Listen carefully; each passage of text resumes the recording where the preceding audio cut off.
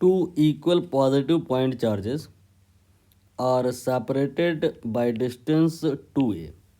Let me make a diagram for this.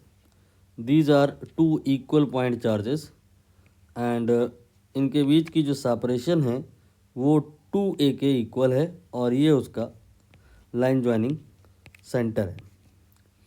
इस centre से perpendicular bisector या equatorial direction में यानी कि इस दिशा में आप कोई एक चार्ज क्यू नॉट रख रहे हो जिसकी डिस्टेंस सपोज करिए सी से पी तक का एक्स के इक्वल है।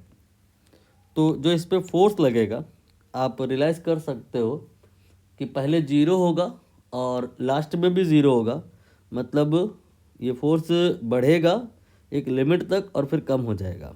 ये कैसे पता चला?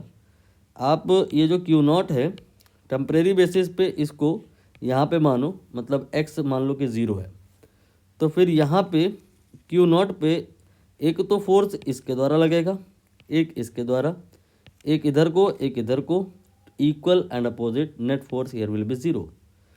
And if we assume Q not infinitely large यहाँ कहीं, तो ना तो इसका कोई फोर्स आएगा खास, ना कोई इसका आएगा, so net force will be zero. Means force here eight x zero is 0 and at x equal to infinity force also 0. So we can predict the nature of variation कि ज़ीरो रहा है force शुरुआत में और बाद में भी zero हुआ है, तो ये बढ़ता रहा होगा लेकिन बढ़ता ही नहीं रहेगा क्योंकि उसे वापस ज़ीरो होना है। तो बढ़ने के बाद एक लिमिट तक बढ़ के कम हो जाएगा, तो कहाँ पे मैक्सिमम हो जाएगा ये बताना है। आई होप क्वेश्चन समझ में आया होगा आपको। मैं डेरिवेशन कंप्लीट नहीं बताने जा रहा हूँ। इस क्वेश्चन को करने के लिए आप जो रिंग की वजह से इलेक्ट्रिक फील्ड निकालते हो उस डेरिवेशन का हेल्प लीजिए, तो ये आपको डेराइव नहीं करना पड़ेगा। ये रिंग बन जा भाई, बन गई। तो इस रिंग पे आपने यहाँ पे प्लस प्लस चार्ज मान लिया है और इसकी वजह से आपने इलेक्ट्रिक फील्ड ज़रूर बनाई होगी।